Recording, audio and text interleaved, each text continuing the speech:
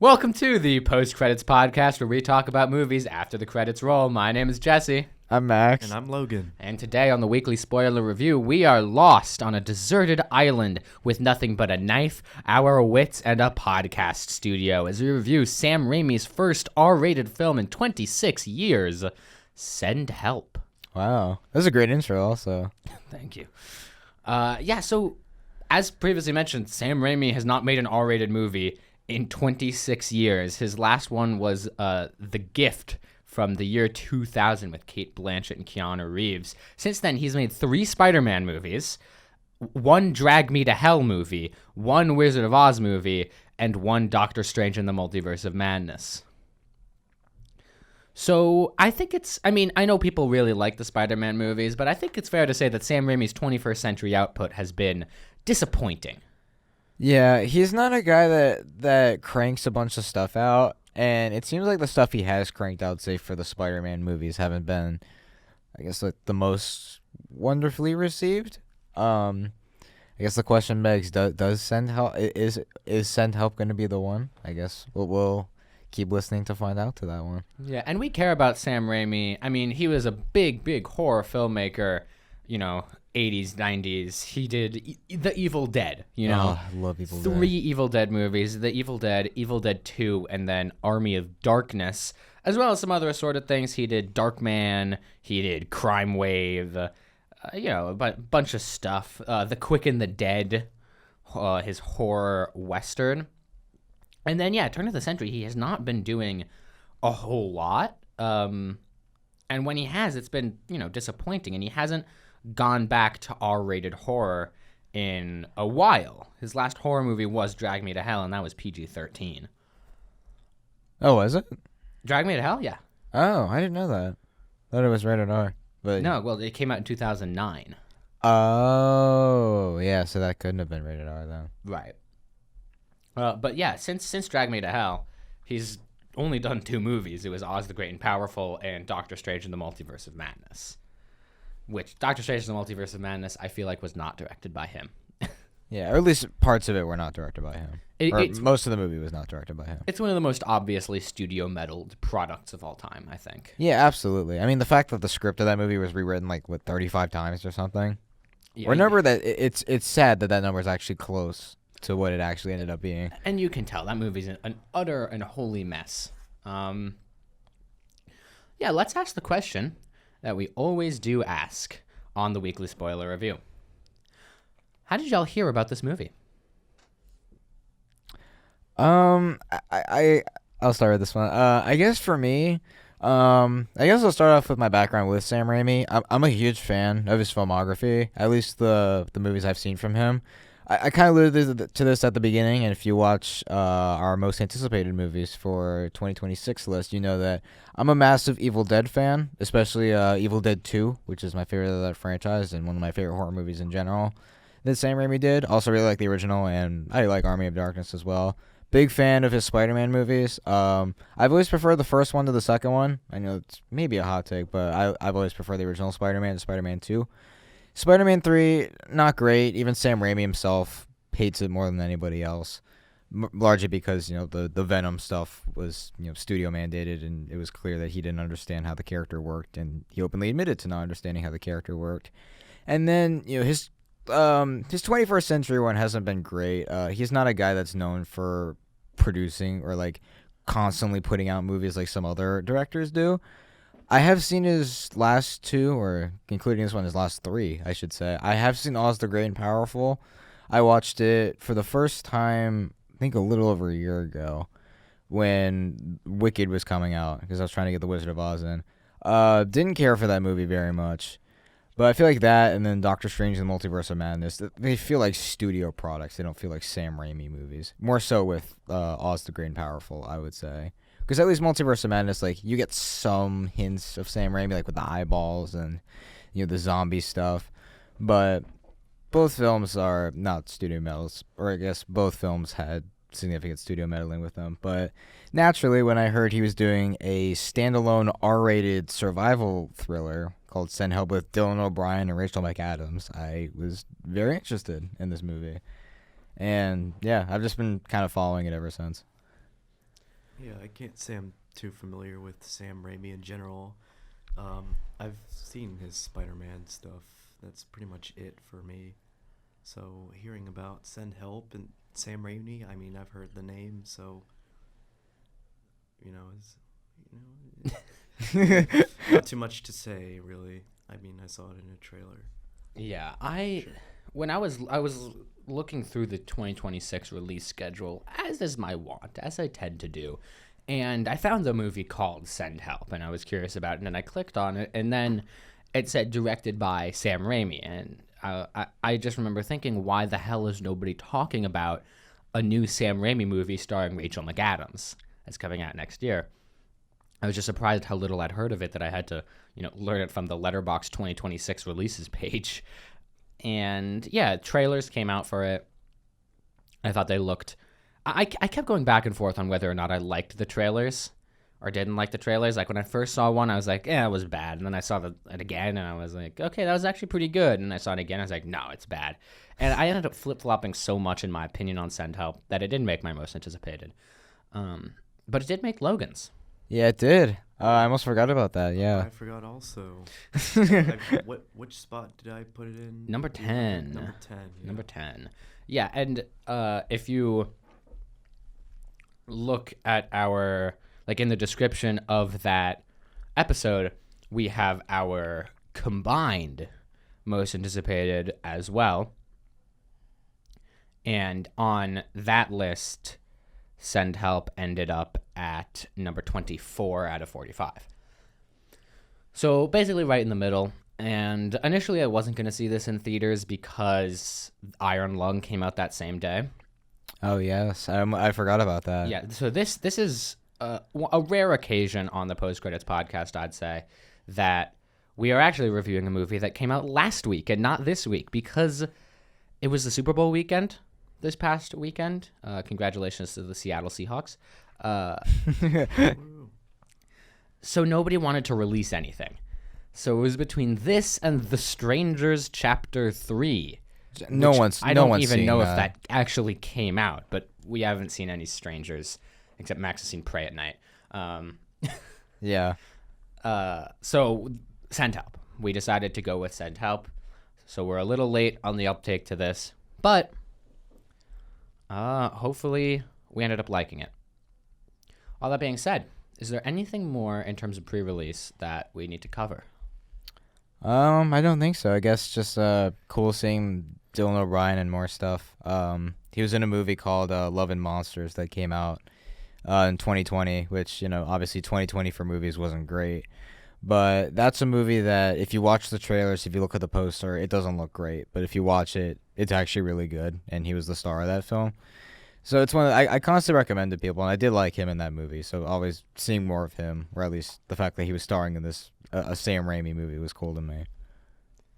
But yeah, other than that, not much else. Yeah, yeah. I didn't see Love and Monsters. I know he voiced Bumblebee in the Bumblebee movie. Yeah, which I also haven't seen that. I hear that movie is actually good. He played the lead in the Maze Runner movies. Oh, that's I think where most people know him from. I haven't seen the Maze Runner. And then last year he was in a movie that was apparently really good called Twinless. Oh yeah, I forgot about Twinless. But I haven't seen him in anything, so this is my first Dylan O'Brien outing. Really?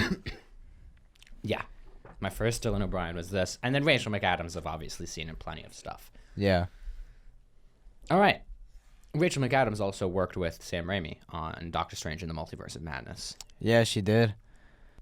So, Send Help begins with Linda Little is her name.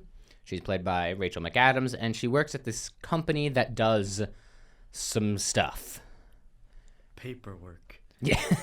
Business stuff. Accounting. Paperwork. Paperwork. It's really not clear what they do, but they do something, and she has to, or she compiles an earnings report for the company and hands it off to a guy named Donovan, who seems a little higher up. His name, he's played by Xavier Samuel. He's very American Psycho looking. Yeah. The guy Yeah, a playing little my bit. movie. Yeah.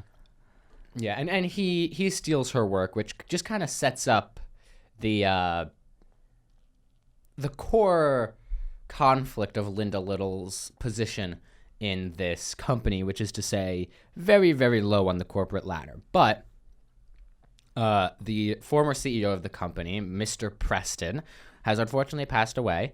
The former CEO of the company, we only see one portrait of him. We get to see like a picture of him in the office, and he's played by Bruce Campbell. Yes, I was about to say. I was like, speaking of portraits, I haven't seen every Sam Raimi movie, but the ones I've seen, Bruce Campbell is like his best friend. He always makes a cameo of some sorts. Yeah. Unless Evil Dead, where he plays the main character. Right, and in the later Evil Deads, he also makes cameos. So he had a cameo in Evil Dead Rise and Fede Alvarez's Evil Dead. Yeah, he did. But yeah, I can't think of a Bruce Campbell movie or of a Sam Raimi movie that Bruce Campbell isn't in. So I think he's in all of them. And then obviously he's the main character in the Evil Dead stuff. So Sam Raimi has two calling cards. There's a specific car that he puts in every movie, and there's Bruce Campbell that he puts in every movie. Yeah. It's like cool little details in there. Yes. So, and we get both of those in this movie. The current CEO of the company, the one who has gotten it handed off from their father, Mr. Preston, his name is Bradley Preston. He's the Dylan O'Brien character. Now, Mr. Preston, the former CEO, had promised Linda a promotion to vice president of the company, but Bradley doesn't want to give her that. He wants to give that role to his buddy from college, Donovan. Yeah, apparently Save yourself. wasn't in the movie that they were like frat brothers or something. Yeah, they were I in the thought that same was frat. I thought that was kind of funny, just considering that the company they work for is so like professional and businessy, and the fact that I was like, oh yeah, they were frat brothers in college, and I was just like, I thought that was kind of funny. That's just like, I guess, Sense. yeah. Yeah, and Bradley does not like Linda. Linda introduces herself, and Bradley seems to fixate on the fact that he has a fleck of tuna sandwich on her chin, which he like brushes off of her and then forces one of his execs to smell. It's like, this smells like tuna fish. And he tries to transfer Linda to a really bad position, like a dead end, no one wants that job kind of position. Linda marches right on into Bradley's office and says, nope, I'm not going to let that happen. And Bradley says, okay, cool. So his big thing is that he likes to golf, so he's playing like that office golf kind of thing. Yeah. And he says, like, we need someone in the VP who can golf and be social. And he says that if Linda can impress him at the impending Bangkok merger. They really emphasized that. Yeah, the Bangkok merge. I don't know. Like, are they merging with a company in Bangkok? Is that what Are they doing? merging with a company in Bangkok? Or are they merging with the city of Bangkok? What do they even do? There's something involving Bangkok. Bangkok Paperwork Inc. And apparently there's some legal thing that Bradley needs to find a workaround for. And he says to Linda, like, oh, just fix the loophole and you're all good. And we get a shot of Linda's house. She has a bird that she talks to. And what's most important really about that scene is that we see all of her books. And they're all called things like How to Survive in the Wilderness and How to Build a Fire and, Wilderness Survival 101. And she also watches Survivor. She's big into that. Very clear foreshadowing. Yeah. Yeah.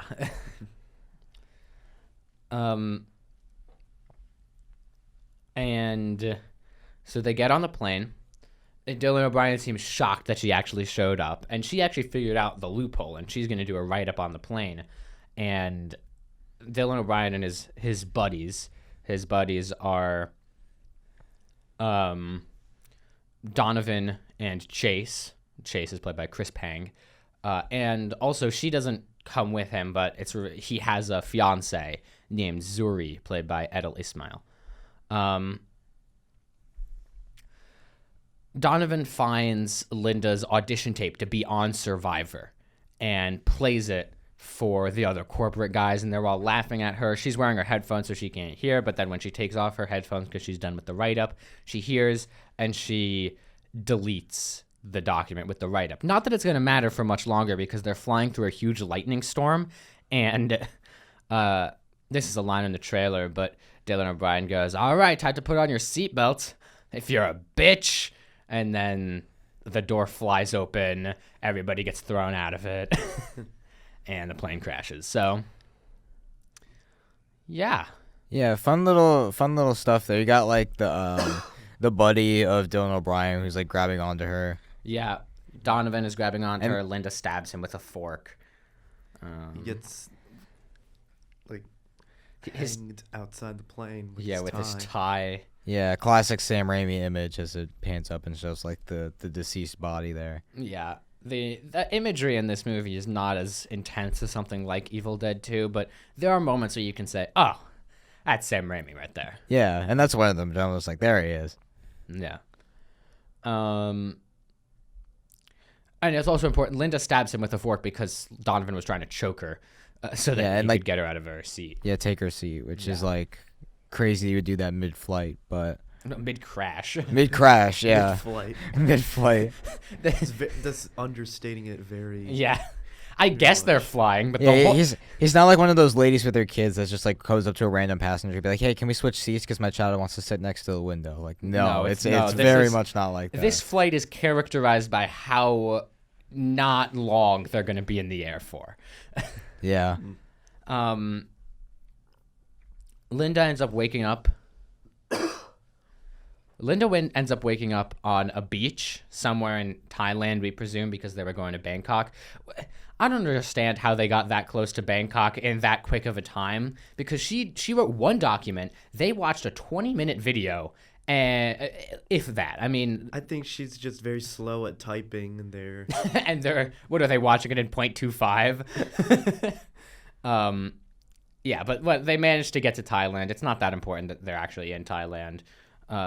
And she finds Bradley. His leg is messed up. They do. I want to interrupt. They do kind of skip over how, like, she's suddenly on a desert island. Oh no, there's no guarantee she's ever gonna make this off, and they just kind of rush through that. Kind of keep going. Yeah. They kind of keep going. Oh, to be fair, this is kind of Linda's dream. In a sense, yeah, because like she was like training to be on Survivor, right? And this is real life Survivor. This is Survivor IRL. Yeah, I mean, hey, Survivor has a very passionate fan base. I can't deny that. IRL. Minecraft, yeah. So Linda gets to punching trees, and she,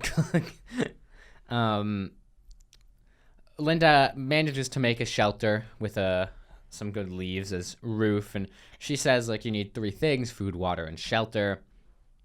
She figures out the food with the fish. Water, she finds like a waterfall.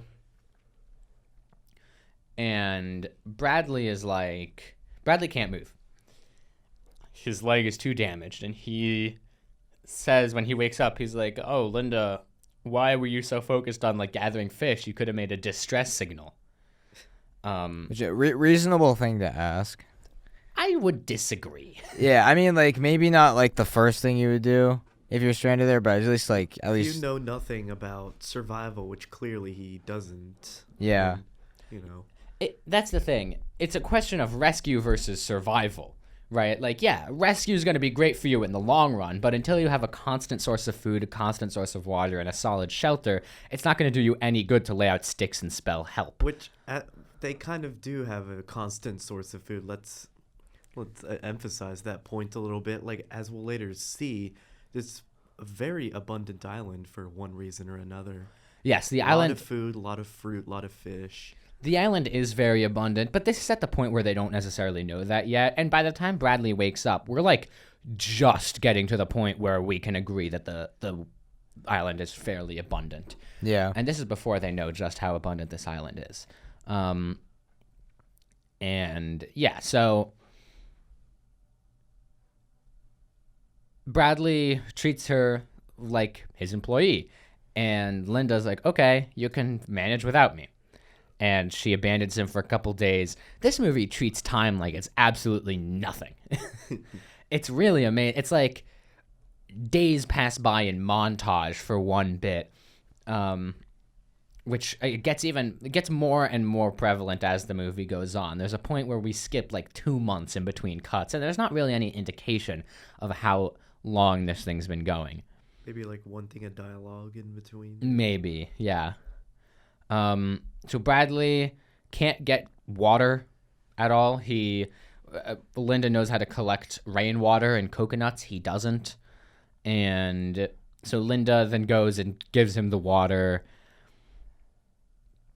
Bradley still doesn't like the idea of working with Linda, so he tries to make his own camp, but it doesn't work. So he goes to Linda and says, "Can I please be with your camp?" Right. And let me just tell you, there's the one scene when he's trying to set up his own camp where we see any indication that there are, in fact, pests or any bugs on this island. Other than that, it is really not a problem at all for them. Like, being realistic here, if you're stuck on a tropical island, like, your first priority or your main problem at points is gonna be the bugs. It's gonna be the mosquitoes. Yeah, the mosquitoes. Yeah, and the only indication that there really are bugs, Bradley tries to eat one and succeeds for the most part, but the big one is that Sam Raimi likes to do this thing where he starts a scene with with sharp focus on a bug in the foreground and then push into the background and shift the focus to the background where the characters actually are. He does that with a centipede in the trailer. So like that kind of effect. Okay, there's bugs there, but they don't get bug bites. I think one of the things that actually took me out of the immersion of this movie is that they don't get dirty. Yeah, they stay all their makeup. They're professionally put on They're makeup. Just Yeah. stays on. Bradley sometimes has dirt on his face, but most of the time they look like they just stopped into 20th Century Fox's makeup department, which they did, just so that we're clear. But it does break the immersion a little bit. It might make sense later on. Maybe it's At least one of them, but don't want to spoil it right now. So Linda's very good at fishing. She kills a wild boar, and she is off foraging, and she sees a boat, right? And immediately You can't just skip over she kills a wild boar. That was a pretty funny scene. That was a fun scene. That was fun. That was very like Sam Raimi kind of tension there. Yeah. It was a very good scene. She kills a wild boar. They have like a fight that a pig has never looked scarier. Yeah, it's drooling and screaming all over the place. And I think she does this a couple times. She climbs up the tree. She waits for the pig to get right underneath her, and she just Tarzans down and stabs it right in the head. She really does Tarzan quite a bit. And let me say, like, wooden, like, palm tree branch, little sharp stick at the end, went right through the boar's skull, like, really easily. The boar had a soft spot. It was still a baby. So then she goes and she finds the boat, and she initially screams to like attract the boat, but then she stops herself and she says, "It's not time yet." Whoa. Now we go through this whole montage. Linda's like doing all these things. They've got a nice little camp going. She's getting food. She brews wine, and they get really drunk over one night. She brews wine. Yeah. Linda then gives her whole backstory while drunk on fruit wine. She says, "Oh, I was married." That's just what wine is. Well, but It's not fruit. not grapes. Well, that's fruit. Yeah. I think wine is specifically grapes, and then fruit wine is fruit that's not There's grape. rice wine. There's sake. Yeah. You know.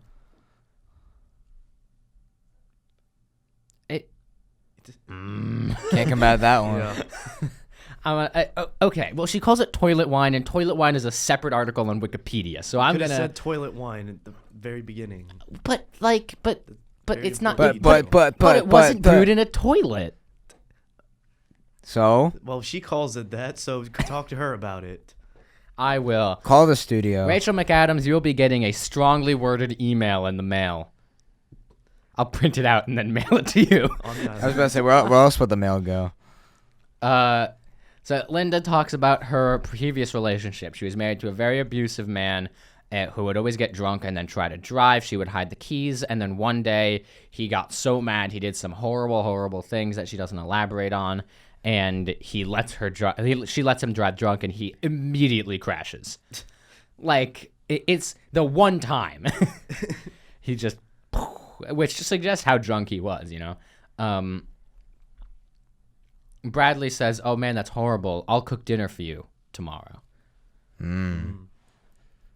And this was actually previously set up. Linda showed Bradley how to tell if a berry was poisonous without eating it, which was smush it all over your arm, and then if you get an allergic reaction with welts, then that means it's poisonous, which is like, okay, I guess. It feels like that would have bigger consequences, though.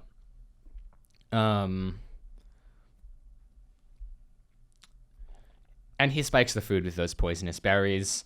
Linda is immobilized for a brief period. I also like how all the food that they cook at this point looks like 3-star Michelin restaurant sushi, Yeah. which is not like covered in sand or dirt or whatever they're doing. Like, at least have some particles of sand in there.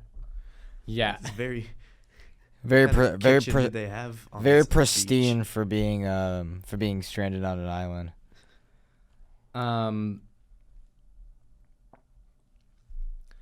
Yeah. And she just must be very good at plating. That must be covered in her survival guides. Is essential. Yeah. And Bradley tries to flee on his own raft. He's kept talking about, like, making a help signal, floating away on a raft. He tried making a help signal and it said a heppel.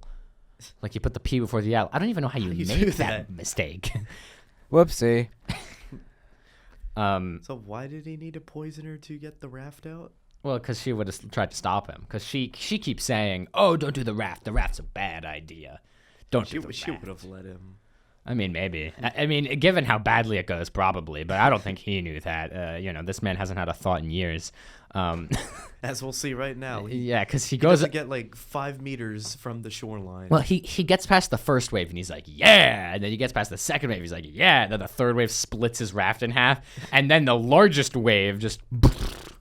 There was no hope for him after that. He just kind of washes up on shore. Well, actually, he almost drowns and then sees a vision of his fiance dragging him out of the water, but it's actually Linda.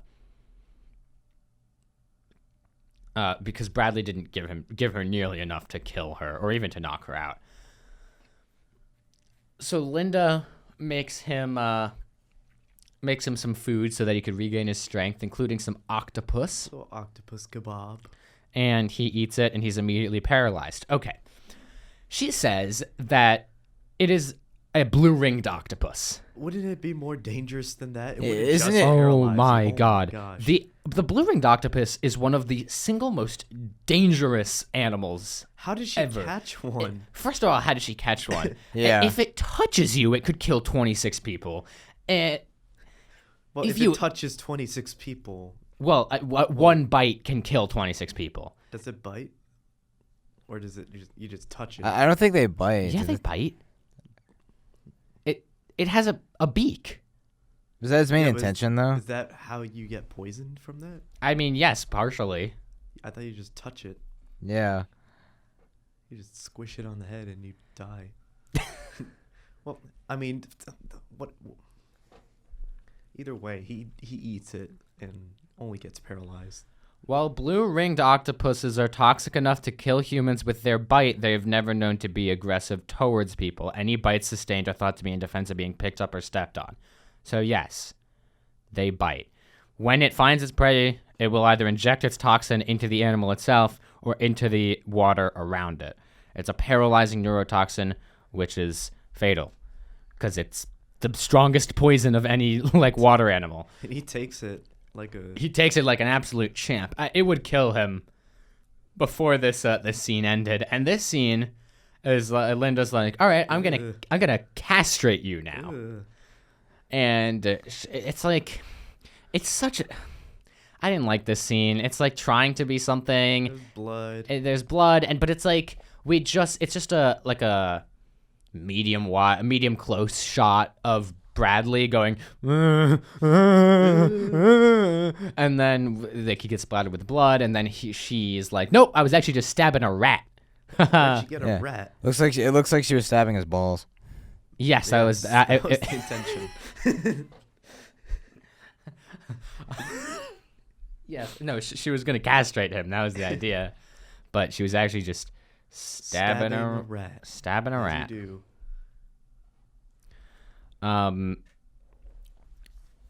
Yeah, and it's just such a fake out. It was a very uncomfortable scene to watch, and like it would have been good if they were trying to make you uncomfortable and then like went with it, but they didn't commit. And I hate when movies do this, where they go really far into this really interesting bit and this really like, wow, that's an interesting decision for this character to make, and then they back away from it. It just comes off feeling not genuine. You would have wanted her to cut his nads off? I just think it would have been more interesting from like a filmmaking perspective. I mean, I think yes. You know what? Yes, I wanted him to I wanted her to hack his balls off crazy style. That was my hope for that scene. But no, okay.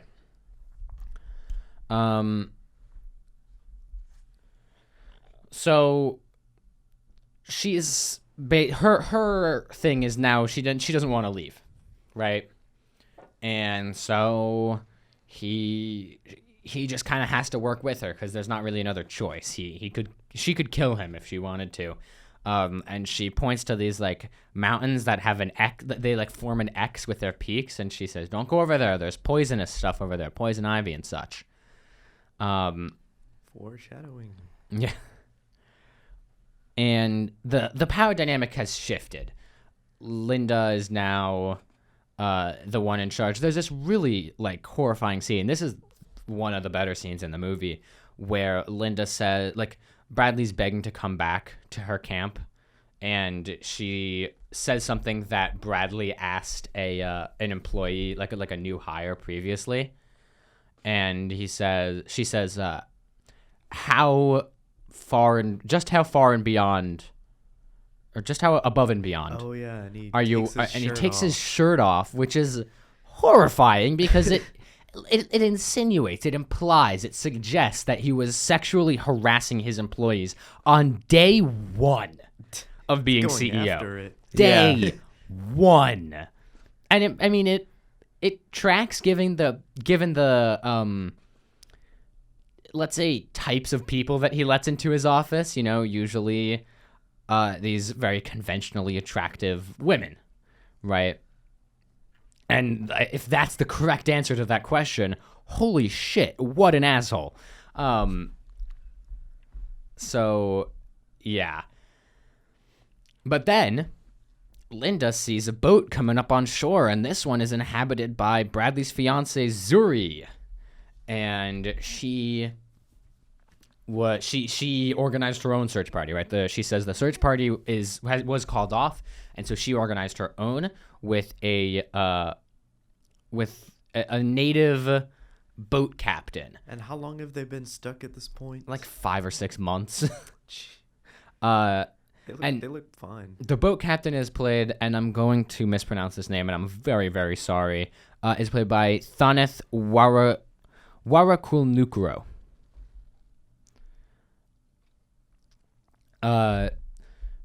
So Linda is like, "Oh, I'll take you to Bradley," and she leads them up this cliff, and she is like, "Oh, I gotta tie my shoe," because she knows that this part of the cliff is really crumbly, and so Zuri goes forward, and she falls off the cliff. The boat captain tries to catch her, and then we cut away. But what happens after that is that Linda goes to sleep and then dreams about Zuri coming back to life through the waves and confronting her and saying, "You're a murderer, you're a murderer, you're a murderer." But then And there's a jump scare. there's a good old jump scare. Very, very Sam Raimi. Like, she looks like she would fit right in The Evil Dead. This whole, like, I'll go into this later, but the whole vibe of this feels like it could have been filmed on 35 millimeter and would have felt right. That's a good point. Actually, was this shot digitally? Looking like I haven't the slightest idea. I mean, it doesn't look like it was shot in 2005 at the very least. So, yeah. this is one of those movies where we've figured out how to use a digital camera. Bradley goes out to hunt by himself, and he actually finds Zuri's hand sticking out of the sand. It's very it's an image used in Evil Dead 2 a lot. Yeah, especially as for me, as someone who's a fan of that movie, it was cool to see. And he knows it's Zuri's hand because it has a ring on it. It has her ring on it that presumably Bradley bought for her. Bradley confronts Linda. She says, "Yep, I know. I killed her." And they fight. There's this great scene where they're fighting and they're on top of each other, and Bradley stabs his thumb, like pushes it into Linda's eye. Yeah, another Sam Raimi image. Sam Raimi loves eyes. And her eye just like squishes to the side like some gel. Ugh. Yeah, it's a very Sam Raimi thing to do. Like anytime he goes for gore, it's always like someone's getting stabbed in the eye or something. Like the pig got stabbed in the eye and it fell out. Like same thing. Yeah, like the Evil Dead movies have a lot of that. Even Doctor Strange, the Multiverse of Madness, had a giant eye flying around. Yeah. Yeah, and Linda for the rest of the movie is like very inflamed and red around the eye. It makes for a cool image. She bites off a piece of Bradley's shoulder. He rips off her scalp at one point. Yeah. Or was it the other way around? Who ripped whose scalp off? There was scalp ripped off. I think he ripped off her head. Very she bit him in the Oh, shoulder. wait, hang on. He didn't rip off her head. Hair. Sorry. Oh, hair. Not her head. Yeah. Not her head. Not full on. Yeah, no. What's the thing? No decapitation. No decapitation. In this hair movie. decapitation. Well, I don't want to say no decapitation in this movie. Let's leave the door open on that. Bradley runs away and finds this really fancy beach house on the side of the island that Linda told her not to go, or Linda told him not to go. So he's stalking through the house. No wonder they had so much food. Yeah, they had so much food because Linda was taking it from the house. Linda says that she actually found it the day that she found the boat, which she says was day 6 out of like 190. So that must be very preserved fruit then in there. So the boat, as it turns out, was actually coming to restock the so house. I guess it does that. So I'm guessing it does that schedule. periodically because it's owned by this billionaire, right? He can pay for his house to be restocked every so often. I don't know why he would do that if he's not living there. Well, I guess just to keep it in check, because sometimes it's like if you're not using a property, it's. Yeah. Would they notice that there's fruit missing or? Well, stuff? so it's not clear that they necessarily know he's not living there. And also, it might make sense if he plans on going there at some point. He wants to make sure that when he gets there, he has food, because it might take a while to sail across the ocean to this random island in the middle of nowhere. It makes some amount of sense when you think about it. Not so much sense, but... When you don't think about it. Look, the rich are weird. That's kind of that's been the message of a lot of movies. And this just kind of fits in that niche of like, okay, rich people, both in real life and in movies, just spend frivolously because it doesn't really impact them that much. Yeah, you can keep your beach house stocked with fresh fruit. Sure. There might be Rachel McAdams might be on the island and she needs that. That might be where the makeup department is. Yeah. I don't buy it. It still doesn't look good for most of the movie. It took me, I mean, that's the thing. If you can explain it at the very end, but it took me out of it while I was watching it, which made my experience worse. So even though there's a theoretical explanation, and Dylan O'Brien still also looks good in a lot of scenes when he shouldn't, It does. I think it makes for a worse experience.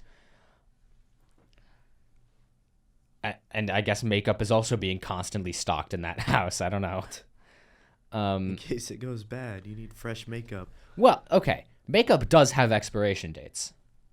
I don't, Most people use them after the expiration dates, but makeup does have I expiration wouldn't know, dates. so okay. Bradley says, "No, I love you, Linda. We can build a new life together on the island." Yeah, as he's being held at gunpoint. He's being held at gunpoint, and then he stabs her, and then he grabs the gun and shoots her, but it was a prop gun. Oh, ho, ho, a classic twist. Like they do that. They did that in like every movie. It's like if you see a gun mounted on the wall, you know it's not gonna fire. It's like It's like, who has a loaded gun mounted on their wall? well, it's also Well, only in America you'd find that. It's like that's the gun that killed Chekhov, because when you see it, you know it's not gonna go off, but someone's gonna try to fire it, and it's not gonna go off. It's weird how the essential example of Occam's razor has been flipped on its head by these cheap tension tropes. And they fight again. Linda grabs a golf club and swings at his head. Smash cut to her hitting a golf ball all the way down the field, landing on the green. What a great drive. Wow, she survived. She's a golfer. She has his life now. Well, she's a famous author now, and she golfs, and it's like they do that thing at the end of these movies where she's like, "Oh, your book is being turned into a movie." It's like, "Oh, this is the movie." One. Oh, okay, cool. Yes. The only movie that's ever done that well is John Carpenter's In the Mouth of Madness. So she gets interviewed about the book. She says she was the only survivor of the plane crash. She drives off, I believe, in the Sam Raimi car, like the famous one. The classic Sam Raimi car. Oh, you know what? I think she did. Yeah. So the thing about the Sam Raimi car is that I don't think it's the same one. It's the same model, but I don't think it's the same one in every movie. Sam Raimi says he still has the car, but I don't think he puts it in the movies anymore. I think it's a different car of the same model. But regardless, it's the Evil Dead car. The Oldsmobile. I mean, it's the yellow one. Yeah, the Oldsmobile. Yeah. Delta 88. Yeah, 1973 Oldsmobile Delta 88, which was first was in Evil Dead. And yeah. He still has it. And then she sings to One Way or Another, which is thematically relevant, and she also mentioned it at the beginning of the movie. It's a bookend. Throwbacks.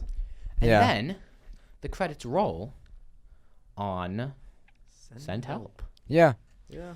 Walking out of the theater, what did y'all think about this movie? I hate everyone in this movie, and I loved it. Yeah. I liked it. I thought this movie was quite good. Yeah. A good return to form for Sam Raimi. Just a solid entry in the survival horror. It's not even really... There's some horrifying images, but it's more of a survival thriller than anything else. That subgenre of thriller. This is a solid entry into it. And it had such a big 80s aesthetic. Like, back to if it was filmed on 35mm thing, it would fit so well. That and the fact Danny Elfman did the music. Oh my God, yeah. Classic orchestra. We need more of that in movies nowadays. I'm fully advocating for that. Yeah, I agree. As for me, I thoroughly enjoyed this one. Love seeing Sam Raimi doing R-rated horror again. You know, you could pick apart some of the logic. It's annoying that Hollywood keeps doing this, especially with survival thrillers. Some of the pitfalls they fall down, where it just looks a little bit too pristine for its thing. But with all that aside, and definitely something to acknowledge as we have on the podcast already, I think this movie's great. I really enjoyed this one, I should say. Rachel McAdams and Dylan O'Brien, I thought were great. And kind of like what Logan's saying, it's just like you hate everybody in this movie, but at the same time, it's just like you still can't help but watch it because it's just like there's two sides where there's a reason why you hate both. It's just which one do you hate more than the other one.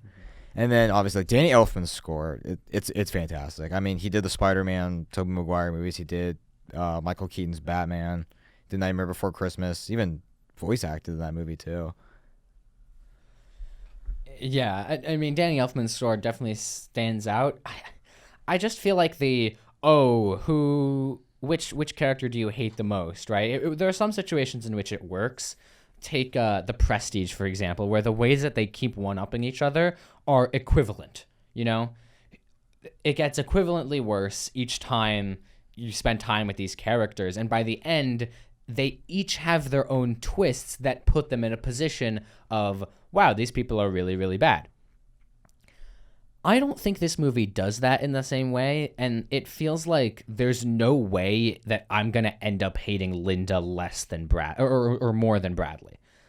Yeah, that's true. Linda is barely a villain in this, and Bradley is beyond villainous. Yeah. I mean, I would probably agree with that. I mean, because Linda, she's talented at her job, but very socially awkward. And then you have just like Dylan O'Brien's character, who's just like horrible person right from the get-go, but it's just like there's hints of moments where he starts to turn, but like in reality, obviously that's not what he does. I think Dylan O'Brien's character is definitely consistently evil throughout this whole thing, but Linda, on the other hand, just gets worse over time. It might not exactly match his level. It might not on some points. It just kind of does a little sine wave around it, I feel, at points. To me, like, I can't really say that either is more evil than the other, in my personal opinion, but she's killed multiple people. She does by the end, but by the end. Bradley... Like, she's pushed to insanity, I would say. Like, she's pushed to further insanity. Like, she's pushed to insanity. In a way, but, like, she kind of brought it on herself. She wanted to stay on that island. That's kind of her whole deal.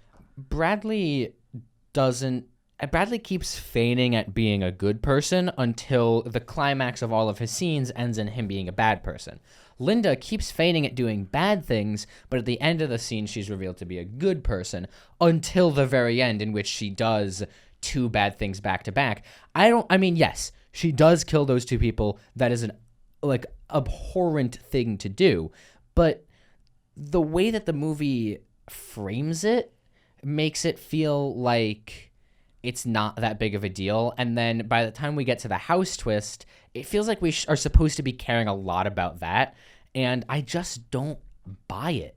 I think the movie makes it a big deal more for her specifically than for anyone in the audience.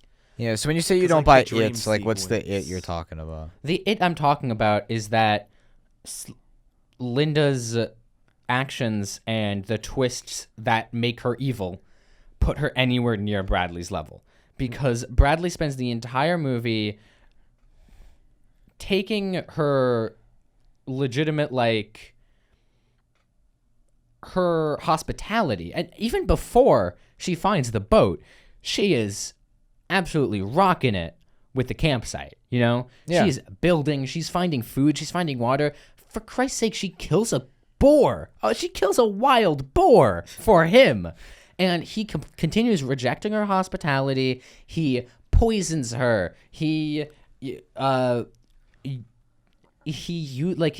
she's vulnerable with him, he uses that against her. He tacitly reveals that he's sexually harassing his new hires at the office. That's not great. And at the end, what we're supposed to believe is that all of the things that for an hour or 2 hours of the movie that he's been doing equate him to the 15 minutes that Rachel McAdams, that Linda, is evil. And she does some pretty bad things, but it's like, it's not even approaching as bad as he is. And I come out of the movie thinking, okay, I get where she's coming from, and I don't get where Bradley's coming from. Yeah, no, I definitely agree with you there. Like, I had the same thought process walking out of the theater. I guess for me, just the overall journey that they had is just like, Rachel McAdams is someone that's just like, she's stuck on an island and pushed to further she's pushed to insanity with somebody who's treated her horribly right from the get-go. So obviously, like, for me, like, Dylan O'Brien was much more antagonistic. where Rachel McAdams was somebody that was just like, she was just pushed to further insanity, both the situation she was in and also the person she was stuck with. That's kind of what I left the movie feeling. Where I'm just like, both of them did great. Both great actors. Love seeing Dylan O'Brien again. Rachel McAdams is great as always. They definitely had a nice banter, both when they were their hints where they were getting along, and then obviously when it all escalates in the third act. Yeah, and I disagree with the idea that the movie is presenting you with two bad characters that you can't help but watch, because until the last 15 minutes of the movie, the only character I think is bad is Bradley, and I don't like watching him. Yeah. I mean, I agree with you, but yeah, I wouldn't say I didn't like watching him. I think Dylan O'Brien's a great actor. Well, sure. So Like, yeah. the performance is good. The character is an asshole. Yeah, I guess for me, like, he's like, I guess that's what he's supposed to be. I'd say I disagree just on a personal, just watching both of them interact with each other level, but I mean, I see where you're coming from. Yeah, and that's just... I don't think the movie's bad. Like, this is a good movie. I mentioned it, like, right when we finished with the plot. I think this is a good movie. I just think it falls apart in the particulars. It falls apart with the dynamic of these two characters, and it falls apart with the twist that I just don't buy as putting these two on the same level, which feels like what it's trying to do. Oh, I guess that's for me. That's where the movie excelled. Maybe not putting them at the same level, but I bought into their dynamic. I thought that, like, obviously, like, you're watching the movie for the two of them, and I feel like throughout the runtime, I think they do enough to grab your attention, both with the interactions they have and the things they do. So I guess just for me, I guess it made a better experience, I guess, for me, because I bought into that, both when either one was being antagonistic, even though, like, it's very clear to me from the beginning one of them is far more antagonistic than the other, and the other, I would say, is definitely pushed more to insanity. Kind of like I keep saying, but, like, Dylan O'Brien's the villain of this movie, I would say. At least that was my interpretation, that Dylan O'Brien was the villain, and Rachel McAdams, in attempts to try to make things right with her boss, like, he just won't accept her for whatever reason and just pushed her to madness. I guess for me, it's not like the twist, like, didn't come across to me as one upping the other in terms of how evil they were. It was more ambiguous to me. Like, it didn't really hit toward either one or the other for me. Like, it didn't really feel more like a twist at all. I In mean, that sense. Yeah, it didn't feel like a twist at all. what I'm looking at with the movie is that these are two very good actors, right? Rachel McAdams and Dylan O'Brien. They're very good actors. Sure, yeah. Dylan O'Brien is ultimately playing a cartoon. He's playing this really cartoonishly evil person that, despite repeated attempts at hospitality, simply will not accept the fact that there's someone who's better than him at something. Oh, yeah, yeah. But what we're looking at through the entire movie is that we know that if this movie is to give catharsis on any level, the power dynamic will switch. It will go from Bradley being on top to Linda being on top, and the catharsis comes from Bradley accepting that and him allowing himself to be second in command as opposed to being first in command. And He never really does that. Yeah, it's just to get what he wants. but it feels like, and the reason I saw it as a twist that's trying to put them on the same level is that what the twist feels to me like it's trying to do is recontextualize Linda's hospitality as attempts to torment him by keeping him on the island. And I don't think that fits necessarily with what we see in the movie beforehand. The twist makes it feel like... The twist makes it feel like you mean the twist about the house that Yeah, she was like, okay. the house. And it feels like we're supposed to think, oh, Linda had it all planned out. But that's really not what it feels like. I felt that, like, power dynamic of her being over him, but even way before the house scene. So, like, even that not being part of the quote unquote twist, like, she was very clearly, for me, relishing the fact that, like, her boss is down there injured and she has the opportunity to, like, be the boss, essentially. So I think that was, for me, very clear. Well, and the twist didn't really factor into that. But that's the thing. That's what catharsis comes from, right? The simplest form of catharsis we get at the conclusion of most stories is when the person that we agree with, the quote good guy, defeats the bad guy, the one that we disagree with, when they get one up on them, when they defeat them, when they slay them. That's what we're experiencing here, where we want Linda to one up Bradley because the one that we agree with versus the one that we disagree with, and it tries to undercut that catharsis through a method that I don't think functions as intended. I think if you're going with the point that one is a good guy and one is a bad guy, then yeah, I see where you're coming from. I just saw both of them as pretty bad at that point. I just don't think Linda does anything bad until she kills those people. Yeah, but then the twist happens and she is already at that state, so yeah, the twist doesn't provide that catharsis. The twist isn't supposed to provide catharsis. It's the castration scene that provides catharsis. Oh, you're talking about the castration. Well, the castration scene provides catharsis, and then from the killing scene onwards, it's trying to undercut that catharsis. And I don't think that works. I don't think... Explain it in context of the castration scene. Okay, so that's new. The castration scene, right, where she fakes the castration, right? And the idea of that is that Bradley's completely immobilized, and Linda is going to do something to him to strip him of his title, effectively. And she doesn't do that. She fakes him out on that. But the idea is that it shows she has the power to do that. And from that moment on, Bradley is clearly under her control. I think we saw that also. This was just another example of that, not an introduction to that idea. But this is the last time that Bradley tries betraying her trust before she actually did something to warrant it.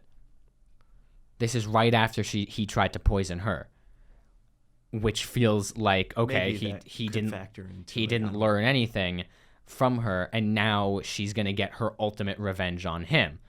And maybe it leads us back into the same place, but something has undeniably changed about Bradley's demeanor, which is reflected in Dylan O'Brien's performance. That's part of what's so good about it. Bradley is now going up to Linda and asking to go and hunt, right? Asking to go and forage and asking to do these things to contribute.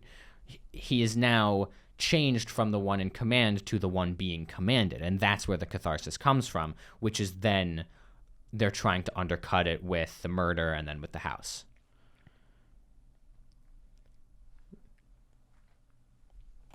That's just my read on the movie. That's how I interpreted it. I don't think it works, unfortunately. I still really like this movie. The performances are great, and they have to be great for this kind of movie because they're basically the only two actors in this thing for most of it. Yeah, I think I just have a different read than you. That's possible, and that's fair, you know? Yeah.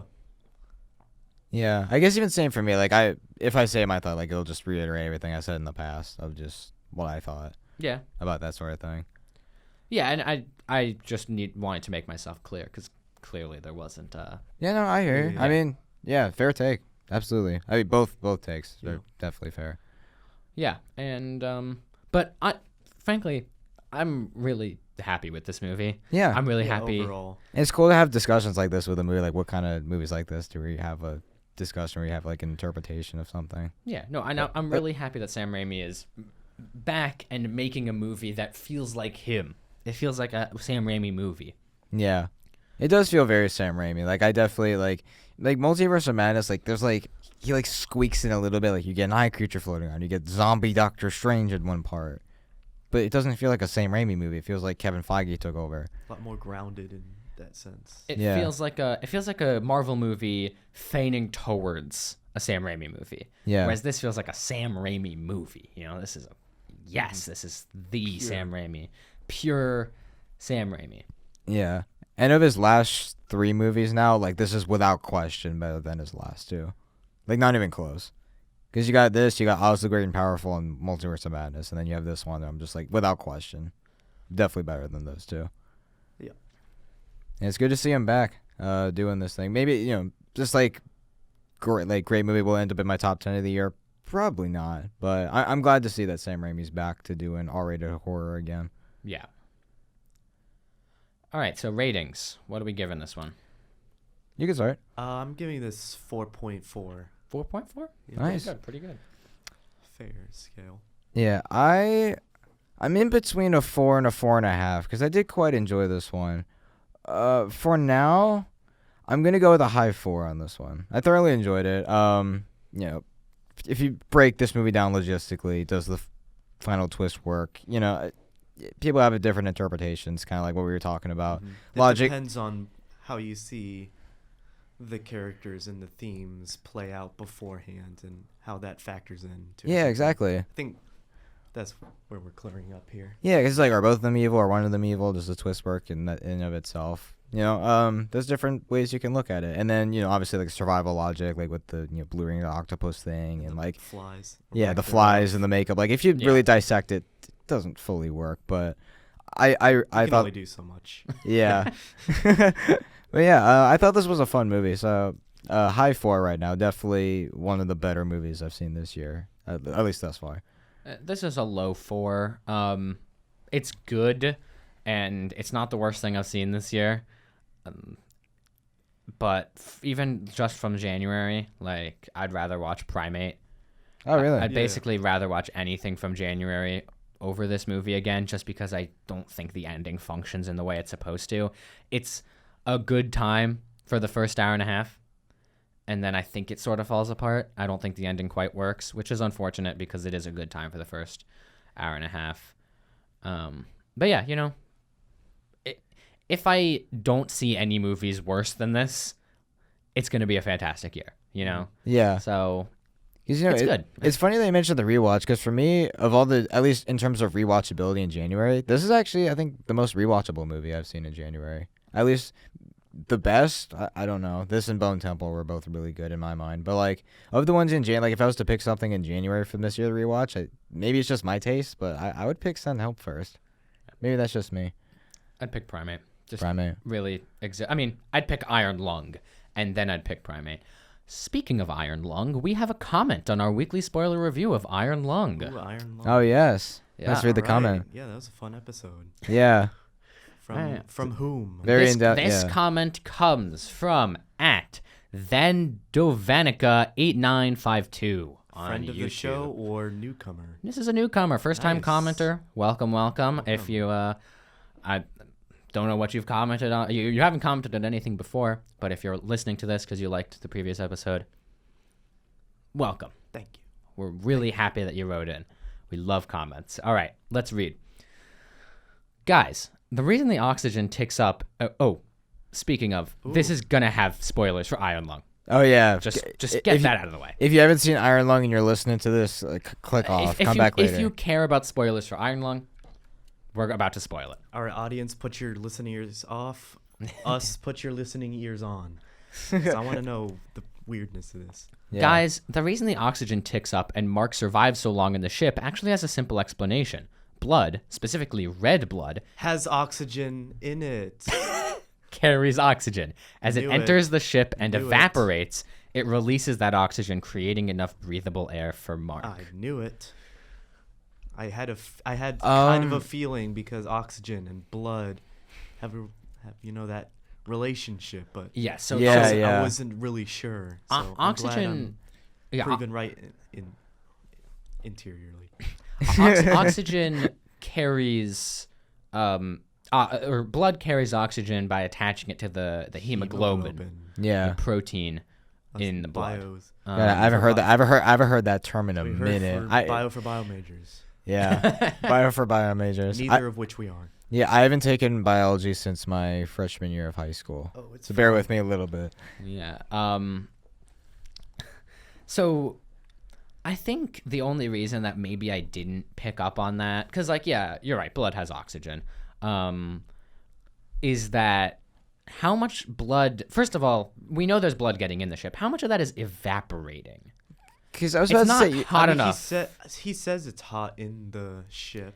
well, okay, it can't be that hot. none in of the there, blood is right? boiling, so Let's- we're not getting liquid, like we're not getting But I mean, water gaseous blood. evaporates, but it doesn't have to boil. But that's the thing. Are we getting enough airflow in the ship to make a blood vapor that would release the oxygen from the hemoglobin? Maybe that's a perfectly like reasonable assumption to make. I'm also thinking, is that like is that meter measuring the amount of O2 in the air of the ship? Because I thought it was measuring the amount of oxygen in like an oxygen tank that it was feeding into the ship. I didn't think that it was measuring the air of the ship. Because I was about to say, like, if the blood started, wouldn't that make it Maybe worse? It's a very oxygenated blood. It's possible. Like, I don't want to be swimming around hot blood. Like, that sounds painful.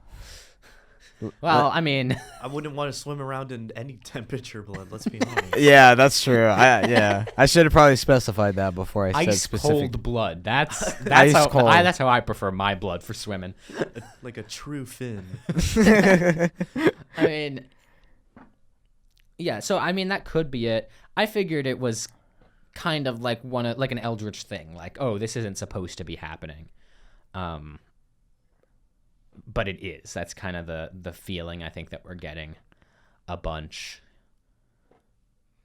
So I'm assuming like in oxygen, like is it oxygen rich blood or oxygen poor blood? It would probably have to be rich. Yeah. To I make more sense. But Yeah, because that's you know. kind of, I mean, I guess the way the blood was, like, it looked in the movie, it kind of looked more like oxygen rich than poor. You know, there might be something to. Right, because more red than like. Yeah, because, like, more red. Because, like, isn't, like, if it's darker. Well, no. So Or wait, If I it's don't. more red. no, Or red. I don't Wait. think it has to do with the redness. There's a common myth that like blood is blue inside the body. Yeah, I It's remember learning that in not. elementary school, and that was, like, debunked when I went to middle school. Yeah, debunked. it's just veins They're are debunked. blue. The veins. Because if you actually extract blood in like a syringe has no air in it, no oxygen, but it's still red in a syringe. It's not blue. So it would be red inside the body also. I think actually something that could be said for the blood is atmospheric pressure. What's the pressure That's difference? the pressure difference on- makes the Makes it the boiling point makes it different. it makes the boiling point different, Lower. and maybe it's releasing more oxygen because of the like evaporating more quickly because of the pressure. Yeah. The change in the atmospheric pressure and the submarine's temperature, like the submarine's pressure. And I mean, good on the submarine for like staying up even if there is a leak in there like that. Yeah. Well, This isn't a Titan-made sub by no, any it's means. it's literally just a box. It's a box that you could steer. That's all that it is. I mean, the Titan sub was also a box he could steer, but you know. Yeah. Also, I just looked up the thing from earlier. Apparently, oxygen-rich blood is brighter red. Oh, interesting. Yeah, and then this is oxygen pretty, poor is lighter. darker. That's what I was thinking, because This it is was like bright red. So I'm like, This well, is a I'm pretty ass- bright was red blood, Very yeah. 80s blood. Yeah. And I think I It, mentioned it that. looked good. I mean, it looked good for the movie. Like I will Looked say, tasty. tasty. I Yeah, mean, not good. like delectable, but like at least for serving its purpose in the movie of being like it was a gory. Kool-Aid kind of blood. Kool-Aid. Yeah, so that's actually a pretty good explanation that it's because there's a lot of oxygen in the blood. Maybe it, not like, all of it was attached to misted the around. hemoglobin. And maybe is that Yeah. why it's so red? Is that like the that the could be reasoning? the explanation? Yeah. Oh, that's an interesting way to think about it. I didn't think about it like that. No, well, I couldn't picture the way in which it goes from blood to oxygen, Yeah, I couldn't like to, either. to Releases breathable it. oxygen. Maybe it just releases it. It's just like, all right, buy oxygen. Maybe go. it is evaporating. Maybe the change in pressure is like shocking the oxygen out of it. That's not scientific, but But like, how much of that is coming out? Because it doesn't seem like that would be a lot. enough, I guess. I don't know, because each cell has its own store of oxygen. Huh. Like it's red blood cells, and there's a lot of blood happening in there. Yeah, because even the part where he turns into a fungus, like, is that supposed to like, Turns into He turns into a fungus. or like, what was it like when his arm fell off and then he had like the things on his face? the vines. The vine, yeah. and he had bumps also. Yeah, Which was that because of the super cancer or the nitrogen or something? I don't know. I don't know. I was a little bit confused at that part. I was like, was it the blood itself that was toxic, or was it? There was an actual explanation to it that I don't remember. Yeah, I can look that up. He Or let me see.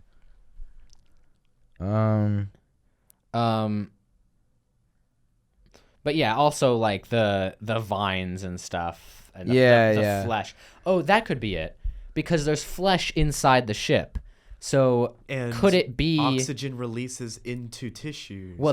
so is it possible that the blood from the blood ocean is blood feeding for our blood movie. is blood for our blood movie. so could the Plenty of that. Don't worry. could the blood from the ocean be feeding into living cells in The fish. in the flesh that's growing inside the ship, which is then respirating and releasing the oxygen. Oh, it could be like. Right? Like he's maybe. like growing trees in there. That could be Well, he's also growing trees. It looks like trees are growing on him by the end of it. right. By the end of it, he becomes the trees. That could be turns into Groot. that could be part of it. Yeah. Yeah. Yeah, Science. Interesting way to think about it. That's not, I guess, leaving away like walking out of the theater of that movie. You That's gotta not try something it I in thought real about. life and see what happens. Do not try this at home. Yeah. Tune in for the next episode where we will be descending in an actual blood ocean. be straight up dying at that point. Yeah. Feel free to send us blood in our PO box. Oh. We don't have a PO box. But yeah, okay. Thank you, Then Dovanika 8952. Are you secretly a vampire? Is that why you said that? Huh? Oh, is Then Dovanika No, the blood thing. We got a vampire That's up in what here. we've been talking about for the past 10 minutes. He's secretly craving it. Yeah. No, I 2 and 2 together. I am not a vampire. Okay. Here, let me whip up some garlic real quick. Thank you for writing in. We very much appreciate it. Yes. We love reading comments. And if you're listening to this and you want to get your comment out there, if you want us to hear your voice, leave a comment Yes. in the comment section. Thank you for the of comment. This video. This comment was fantastic. You leave us questions. Leave us. Answers. I mean, if we Answers. have questions, give us answers. Did you interpret Send Help in a way that was different from any of us? Did you really love it and think that I'm dumb for not liking it? Did you really hate it and think we're all dumb for liking it? Let us know. Tell us we're dumb in the comments. Please. Yeah, and then we'll read it on the next episode of the Weekly Spoiler Review. Keep an eye on our YouTube community tab. Whenever we put up an episode, we also put up some more reminders and updates about episodes that are currently in production, so you will always know what the status is on some future episodes. Yes. Let's move into Letterboxd plugs. I am Threnv on Letterboxd. That is THRNV like the sin. I have my review of Send Help up, and I probably have a couple more reviews up as well. I reviewed a Oscar nominee for Best Animated Feature called Little Amelie, or The Character of Rain. Yes, but you said that movie was quite good. Did you? Well, I mean, don't Where? spoil Oh. it. Sorry. I also have a review of Evil Dead 2, that is, if you want to look at that. Another Sam Raimi movie. Hurrah! All right. All right. My letterbox plug is MJ Spiegel. That's MJSPIEGEL, all lowercase. I've been really slow with Letterboxd. I have slowly put up rankings for stuff like that. For some movies, I do have a review up for Frozen 2, which seems a little bit random. Which is like, why would you review that of all things? I'm currently making my way to watch every movie that's grossed over $1 billion worldwide. And Frozen 2 was the one on my list, so I have a review up for that one. Be sure to check it out alongside other reviews and rankings that I post on the app in the future.